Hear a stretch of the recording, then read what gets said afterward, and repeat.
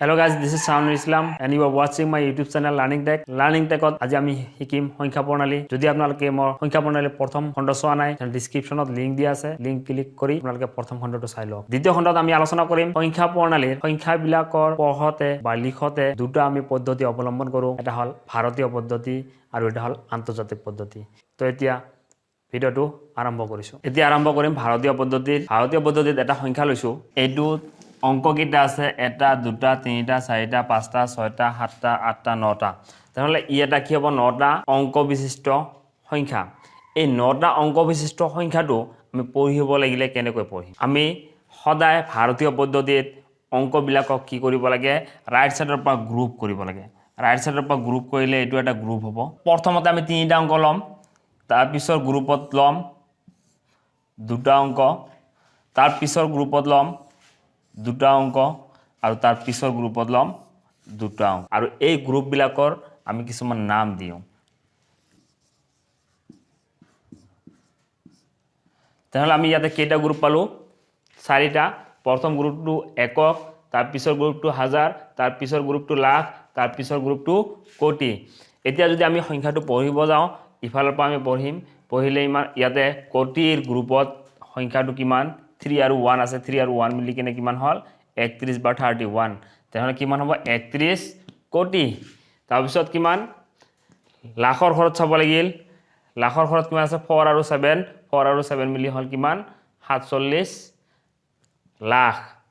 ইয়াতে হাজাৰৰ ঘৰত আছে 9 আৰু 5 মিলি হল কিমান 95 হাজাৰ আৰু এককৰ ঘৰত আমি পঢ়িম কি 326 তো সংখ্যাটো হৈ গল 31 কোটি 47 লাখ 95 হাজাৰ 326 এতিয়া আমি সংখ্যা লিখতে এনেকৈ আমি সদায় টেবুল নবনাও আমি কি কৰো সদায় এনেকৈ 3 1 4 7 9 5 3 2 6 এনেকৈ লিখিম আৰু লিখতে তাতে আমাক কমা চিন দিয়া থাকে আৰু কমা চিন বিলাক এই গ্ৰুপ হিচাপত হে দিয়া থাকে প্ৰথম গ্ৰুপটো আমাৰ ৰাইট সাইডৰ পৰা কাউন্ট কৰিব লাগে তিনিটা অঙ্ক থাকিব হেতু এটা গ্ৰুপ হৈ গল কমাৰ দ্বাৰা পৃথক হৈ গল তাৰ পিছৰ গ্ৰুপত দুটা অঙ্ক থাকিব সেই কাৰণে দুই ঘৰ পিছত আমি কি দিব লাগিব কমা দিব লাগিব আকৌ দুটা অঙ্ক পিছত যদি আমি কমা দিও এনেকে আমাৰ কি হৈ যাব গ্ৰুপ বিলাক ভাগ হৈ যাব আৰু এটো হ'ব একক এটো হ'ব হাজাৰ এটো হ'ব লাখ এটো হ'ব কোটি তো ইয়াৰ পৰা আমি পঢ়িব পাৰো কি 31 কোটি 47 লাখ 95 হাজাৰ 326 গ্ৰুপ বিলাকৰ ভাগৰ উপৰিও অঙ্ক বিলাক যে থাকিব অঙ্ক বিলাকৰ প্ৰতিটো স্থানৰে একটা নাম আছে একেবাৰে যদি আমি ৰাইট সাইডৰ পৰা প্ৰথম অঙ্কটো ল সেই অঙ্কটোৰ স্থান মান বা সেই স্থানটোৰ নাম হল কি একক আৰু ৰাইট সাইডৰ পৰা 2 নম্বৰ অঙ্কটোৰ স্থান মান হ'ব দশক 3 নম্বৰ অঙ্কটোৰ স্থান মান শতক 4 নম্বৰ অঙ্কটোৰ স্থান মান হাজাৰ 5 নম্বৰ অঙ্কটোৰ স্থান মান অযুত 6 নম্বৰ অঙ্কটোৰ স্থান মান লাখ 7 নম্বৰ অঙ্কটোৰ স্থান মান নিযুত 8 নম্বৰ অঙ্কটোৰ স্থান মান কোটি আৰু 9 নম্বৰ স্থানত থকা অঙ্কটোৰ নাম 10 কোটি এনেকৈ আমাৰ গ্ৰুপৰ উপৰিও সংখ্যাটো থকা প্ৰতিটো অঙ্কৰ স্থানৰ একটা আমি নাম দিও আৰু একক স্থানৰ যেটো অঙ্ক থাকিব সেই অঙ্কটোৰ লগত সদায় 1 পূৰণ বুজাব আৰু দশকৰ স্থানৰ অঙ্কটোৰ লগত 10 পূৰণ বুজাব শতকৰ স্থানত থকা অঙ্কটোৰ লগত 100 পূৰণ বুজাব 100 আমি কি লিখিব পাৰো দুটা 10 পূৰণ কৰিলে 100 হয় গতিকে 10 স্কয়াৰ হাজাৰ মানে কি তিনটা 10 পূৰণ কৰিলে 1000 হ'ব গতিকে আমি ইয়াতে কি লিখিব পাৰো 10 কিউব অযুত 4টা 10 এইবিলাক পূৰণ থাকে লাখত কিমান থাকে 10 টু দি পাৱাৰ 5 পূৰণ থাকে নিযুতত কিমান থাকে 10 টু দি পাৱাৰ 6 আৰু কোটিত থাকে 10 to the power 7 and 10 কোটিত থাকে 10 to the power 8 আমি ইয়াতে যেটো পদ্ধতি পালো এই পদ্ধতিটো কোৱা হয় ভাৰতীয় পদ্ধতি ইয়াৰ উপৰি আৰু এটা পদ্ধতি আছে হেতু পদ্ধতি হল কি আন্তৰ্জাতিক পদ্ধতি তো আন্তৰ্জাতিক পদ্ধতিটো কি হেতু চাই লও মই একে সংখ্যা লম ইয়াতে যিকেটা অঙ্ক লৈছো এইকেটা অঙ্কৰে এতিয়া আমি কিহত যাম আন্তৰ্জাতিক পদ্ধতিত কেনে কোৱা হয় এতিয়া আন্তৰ্জাতিক পদ্ধতিৰ কাৰণে মই এটা ইয়াতে সংখ্যা লৈছো এই সংখ্যাটো আমি পঢ়িব লাগে আন্তৰ্জাতিক পদ্ধতিত আন্তৰ্জাতিক পদ্ধতিত পঢ়িবৰ কাৰণে আমি কি কৰিম অঙ্কবিলাকত কিছুমান গ্ৰুপত ভাগ কৰিম আৰু আন্তৰ্জাতিক পদ্ধতিত গ্ৰুপত ভাগ কৰোঁতে ৰাইট সাইডৰ পৰা প্ৰথমতে আমি কি প্ৰথম গ্ৰুপত 3টা অংক ল'ব লাগিব দ্বিতীয় গ্ৰুপত 3টা অংক তাৰ পিছতো 3টা অংক অৰ্থাৎ আন্তৰ্জাতিক পদ্ধতিত আমি অংকবিলাক সংখ্যা এটা থকা অংকবিলাক গ্ৰুপ কৰিলে প্ৰতিটো গ্ৰুপত 3টা অংক ল'ব লাগে ভাৰতীয় পদ্ধতিত হল কি প্ৰথম 3টা অংক তাৰ পিছত 2টা অংককে ভাগ কৰি যাম আৰু এই গ্ৰুপবিলাকৰ নাম আছে প্ৰথম ৰাইট সাইডত যেটো গ্ৰুপ পালো এই গ্ৰুপটোৰ নাম একক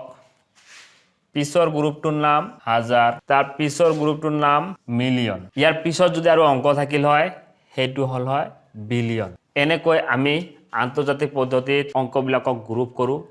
এতিয়া এই সংখ্যাটো যদি আমি আন্তৰ্জাতিক পদ্ধতিত পঢ়িব লাগে আমি কেনেকৈ পঢ়িম প্ৰথম চাব লাগে লেফট সাইডৰ পৰা আমি পঢ়ো কিন্তু গ্ৰুপ কৰো ৰাইট সাইডৰ পৰা তো লেফট সাইডত প্ৰথম মিলিয়নৰ গ্ৰুপত কেইটা অংক আছে 3টা আৰু 3টা অংক মিলি কিমান হ'ব 314 মিলিয়ন 314 মিলিয়ন হাজাৰৰ ঘৰত কিমান আছে 3টা অংক মিলি কিমান হ'ব 795 হাজাৰ আৰু এককৰ ঘৰত 3টা অংক মিলি হ'ব 326 অৰ্থাৎ সংখ্যাটো হৈ গল 314 মিলিয়ন 795,326 বা 314 মিলিয়ন 795,326 এটো হল আমাৰ কি আন্তৰ্জাতিক পদ্ধতিত সংখ্যাটোৰ নাম বা আমি সংখ্যাটো এনেকৈ পঢ়িম তেনহলে আন্তৰ্জাতিক পদ্ধতিত আমি কি দেখা পালো 314795326 ইয়াতে গ্ৰুপ কৰোতে সদায় 3 অংক পিছে পিছে আমি কমা দিব লাগিব এটো হল আমাৰ আন্তৰ্জাতিক পদ্ধতি আকৌ এই গ্ৰুপবিলাকৰ নাম মনত ৰাখিব লাগিব একক হাজাৰ মিলিয়ন তেনহলে অবিয়াসলি এটো কিমান হৈ গল 314 মিলিয়ন 795,326 এতিয়া প্ৰতিটো অংক যে আছে অংক প্ৰতিটোৰ একটা নিজা নাম আছে এনেকৈ যদি মই 3টা ভাগত ভাগ কৰো ৰাইট সাইডৰ পৰা একক দহক শতক হাজাৰ 10000 10000ৰ পিছত 100000 100000ৰ পিছত আহিব মিলিয়ন মিলিয়নৰ পিছত 10 মিলিয়ন 100 মিলিয়ন 100 মিলিয়ন শেষৰ পিছত ইফালে আহিব বিলিয়ন বিলিয়নৰ তেনেকৈ ভাগ কৰিব পাৰো বিলিয়ন 10 বিলিয়ন 100 বিলিয়ন যেনেকৈ ভাৰতীয় পদ্ধতিত পাইছো একক স্থানৰ লগত সদায় 1 পূৰণ থাকে আন্তৰ্জাতিক পদ্ধতিত একেই দহকৰ লগত 10 পূৰণ শতকৰ লগত 100 পূৰণ বা 10 square হাজাৰক 10 cube 10000ক 10 to the power 4 তাৰ পিছত আহিব 10 to the power 5 তাৰ পিছত আহিব 10 to the power 6 তাৰ পিছত আহিব 10 to the power 7 তাৰ পিছত আহিব 10 to the power 8 আমি যেতিয়া কোনো এটা সংখ্যাৰ স্থান মান উলিয়াব যাম স্থান মান উলিয়াব যাওতে আমাক এইবিলাক লাগিব এইবিলাকো আমি মনত ৰাখিব লাগিব আৰু যদি আমি সংখ্যা এটা পঢ়িব যাও তেতিয়া আমি এই গ্ৰুপবিলাক মনত ৰাখিব লাগিব গ্ৰুপ জানা থাকিলে আমি যিকোনো সংখ্যা ভাৰতীয় পদ্ধতিত হওক বা আন্তৰ্জাতিক পদ্ধতিত হওক আমি সেই হিচাপত যদি গ্ৰুপবিলাক মনত ৰাখো সংখ্যাটো ইজিলি পঢ়িব পাৰিম ইয়াতে যদি মই আৰু দুটামান অংক বঢ়াই দিও ধৰিছো 25 দিয়া আছে ইয়াতে 25 দিয়াৰ লগে লগে এটো আমাৰ মিলিয়ন আছিল মিলিয়নৰ পিছত কি আহে বিলিয়ন তো বিলিয়নত দুটা অংক লৈছো মই দুটা অংক ললে কিমান হয় 25 সো এটো কম আমি কি 25 billion 314 million 795,326 এইটো হল আমাৰ কি আন্তৰ্জাতিক পদ্ধতি আৰু এনেকৈ আমি আন্তৰ্জাতিক পদ্ধতিত সংখ্যা এটা পঢ়িব লাগে এতিয়া যদি কোনো এটা সংখ্যা আমাক দিয়া থাকে আৰু দিয়া থাকি তাতে কোৱা হয় যে ভাৰতীয় পদ্ধতিত সংখ্যাটোৰ নিৰ্দিষ্ট স্থানত কমা চিন দি বহুৱা তেনহলে আমি কি কৰিব লাগিব একেবাৰে ৰাইট সাইডৰ পৰা 3টা অংক পিছত কমা দিম তাৰ পিছত দুটা অংক পিছে পিছে কমা লগাই যাম আৰু যদি কোৱা হয় যে আন্তৰ্জাতিক পদ্ধতিত সংখ্যা এটা নিৰ্দিষ্ট স্থানত কমা চিন বহুৱা তেনহলে আমি কি কৰিম প্ৰথম ৰাইট সাইডৰ পৰা 3টা অংক পিছত আমি কমা চিন বহুৱাম তাৰ পিছৰ বাৰত আমি 3টা অংক পিছত কমা চিন বহুৱাম অৰ্থাৎ আন্তৰ্জাতিক পদ্ধতিত 3টা অংকৰ পিছে পিছে আমি কমা চিন লগাব লাগে এতিয়া যদি আমি আন্তৰ্জাতিক পদ্ধতি আৰু ভাৰতীয় পদ্ধতি তুলনা কৰিলে আমি কি দেখা পাম স্থান মানবিলাক একক একে দহক একে শতক একে হাজাৰ একে তাৰ পিছত 10000 আমি অযুতক কি বুলি কওঁ 10000 বুলি কওঁ তো অযুত আৰু 10000 একে অৰ্থাৎ ভাৰতীয় পদ্ধতি আৰু আন্তৰ্জাতিক পদ্ধতি একে তাৰ পিছত আহে কি লাখ যাক আমি আন্তৰ্জাতিক পদ্ধতিক 100000 বুলি কওঁ তেনেহ'লে অযুত বা 10,000 লৈকে আমাৰ কি হয় ভাৰতীয় পদ্ধতি আৰু আন্তৰ্জাতিক পদ্ধতিত যিকোনো সংখ্যা একেই হয় তাৰমানে ইয়াতে কেইটা অংক থাকিব 1 2 3 4 5টা তেনেহ'লে 5টা